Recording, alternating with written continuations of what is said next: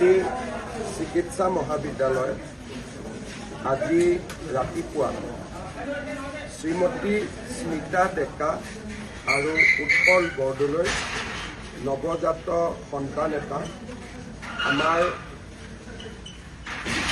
যিটো জণ্ডিছ নহবৰ কাৰণে আমি যিটো ফটোথেৰাপি মেচিনত থওঁ তাৰ পৰা বাগৰি পৰে আৰু পুত্ৰ সন্তানটিৰ মৃত্যু হয়, ছোৱালী সন্তানটিৰ মৃত্যু হয়। ছোৱালীজনীৰ ওজন প্ৰায় 3.7 কেজি আছিল। বিষয়টোৰ ওপৰত অনুসন্ধান কৰিবলৈ ৰাজ্য চৰকাৰে এখন 3জনীয়া কমিটি গঠন কৰি দিছে। আমাৰ অতিৰিক্ত মুখ্য সচিব সুইটি চাংচন, ডাইৰেক্টৰ মেডিকেল এডুকেশ্যন আৰু এইমছৰ এজন বিশেষজ্ঞৰে সৈতে এই তদন্ত কমিটিটো গঠন হ'ব। মই নিজে যিটো ফটোথেৰাপিক ইউনিটৰ পৰা বাগৰি পৰিছিলে মই নিজে তাক চাই আহিলোঁ। যথেষ্ট খালী মেচিন থকা স্বত্তেও এটা মেচিনতে কৰ্তব্যৰত নাৰ্ছে হওক চিকিৎসকে হওক 3টাকৈ বাচ্চাক একেলগে তেওঁলোকে ৰাখি থৈছিলে। মেচিনৰো অভাৱ নাছিলে, যথেষ্ট খালী মেচিন আছিলে। এনেকুৱাও নহয় যে মেচিন নথকা বা মেচিনৰ অসুবিধাৰ কাৰণে তেওঁলোকে এটা সন্তানৰ জেগাত বা 2টা সন্তানৰ জেগাত 3টাক ৰাখি থ'বলগীয়া হৈছিলে। মোৰ দৃষ্টিত বা মই যিটো বুজিলোঁ, যথেষ্ট সংখ্যক খালী মেচিন থকাৰ পিছতো তেওঁলোকে এই কন্যা সন্তানজনীক আন 2টা সন্তানৰ সৈতে তাতে একেলগে থৈছিলে আৰু এই সন্তানটিৰ ওজন স্বাভাৱিকভাৱে 3.7 যথেষ্ট বেছি বা ভাল ওজন বুলি ক'ব লাগিব আৰু সন্তানটো বাগৰি পৰে। এনেকুৱা ঘটনা GMCHত আজিলৈকে মই দেখাও নাই। 2006 চনৰ পৰা মই GMCHৰ লগত জড়িত। আজি এই সুদীৰ্ঘ সময়ছোৱাত মই কেতিয়াও দেখা নাছিলোঁ, প্ৰায় 20 বছৰ। আজিৰ ঘটনাটো দেখি মই নিজেও অত্যন্ত দুখিত, কাৰণ আমাৰ GMCHৰ যিটো প্ৰতিষ্ঠা, এই প্ৰতিষ্ঠাৰ লগত এই বিষয়টো একেবাৰে সংগতি নাখায়। ইয়ে মেডিকেল কলেজখনৰ প্ৰতি যিটো ৰাইজৰ ভালপোৱা আছে সেই ভালপোৱাটো কমাই দিয়ে।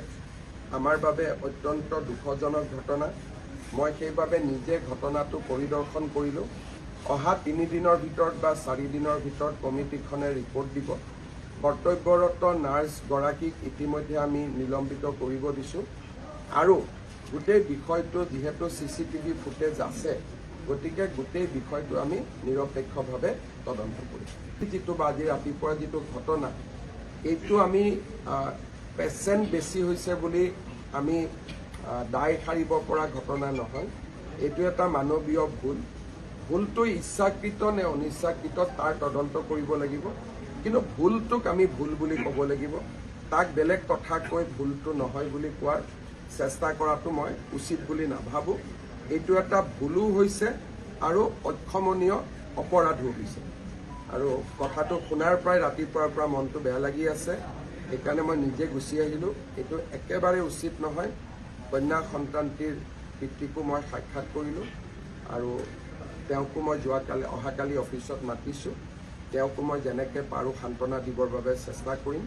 কিন্তু ইমান ধুনীয়া 3.7, তাৰমানে ইমান ধুনীয়া সুঠাম বুলি ক'ব লাগিব, ছোৱালী এজনী এনেকৈ আমাৰ হস্পিটেলত মৃত্যু হোৱাটো সেইটো মানি ল'বলগীয়া বিষয় নহয়।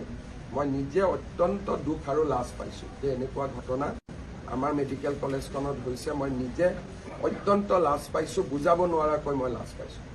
আমাৰ কমিশ্যনাৰক আন মেডিকেল কলেজ কেইখনৰ লগতো এখন ভিডিঅ' কনফাৰেন্স কৰিব দিছোঁ, যাতে এনেকৈ ফটোথেৰাপি ইউনিটত 3-4টাকৈ বাচ্চা তেওঁলোকে ৰাখি নথয়, ক'ৰবাত যদি আছে। আৰু এই গোটেই ঘটনাটোৰ পৰিপ্ৰেক্ষিতত আমি এখন SOPও বনাব লাগিব, যাতে আন মেডিকেল কলেজ, এইটো এটা ঘটনা আজি GMCHত হৈছে, কালি ডিব্ৰুগড়তো হ'ব পাৰে।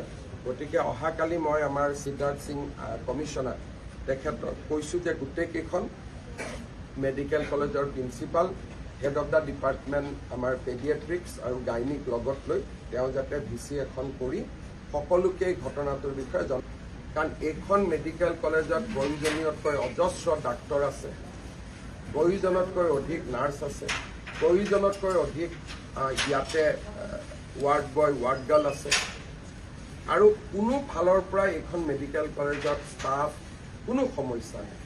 মেচিন আটাইতকৈ ভাৰতৰ ভিতৰতে ভাল মেচিন আছে।